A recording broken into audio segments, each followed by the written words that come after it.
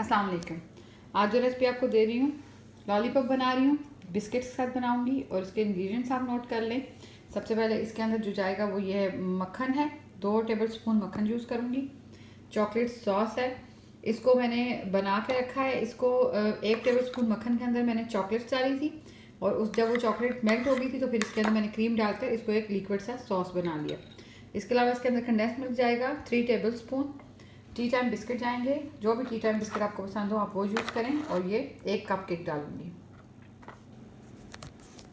अच्छा जी, कोई बहुत बड़ी रेसिपी नहीं है, बहुत आसान और बहुत छोटी सी रेसिपी है।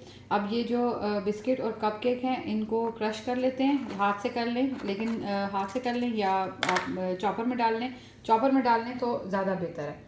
उसके बाद इसके अंदर ये चॉकलेट सॉस मिक्स करूँगी, कंडेंस मिल्क डालूँगी और मक्खन डालकर इन सबको मिक्स करके फिर आपको बताती हूँ कि आगे आपने क्या करना है। ये देखें जी, सारा मिक्सचर रेडी है। बिस्किट, केक, कंडेंस मिल्क और चॉकलेट सॉस और थोड़ा सा बटर मिक्स करके रख लिया है सब कुछ।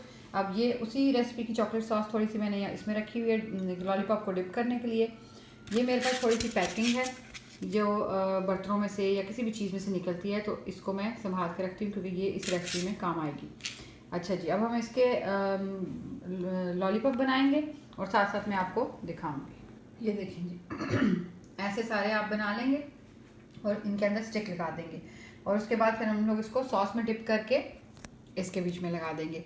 अच्छा, इसके ऊपर आप फॉइल लगा लेंगे। अगर आपको इसी के साथ सर्व करना है तो फिर आप इसके ऊपर फॉइल वगैरह लगा लें। इस वक्त सॉरी मेरे पास फॉइल है नहीं, वरना मैं आपको इसको पूरा रेडी करके दिखाती। ये देखें जी, आपके लॉलीपॉप रेडी हैं।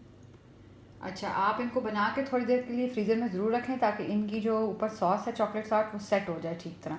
अच्छा, आप इनके ऊपर स्प्रिंकल भी कर सकते हैं, जो केक के ऊपर हम स्प्रिंकल डालते हैं वो डाल लें, कोकोनट पाउडर डाल लें, बादाम क्रश करके डाल लें, जो भी आपका दिल करता है आप इनके ऊपर कोटिंग कर सकते हैं।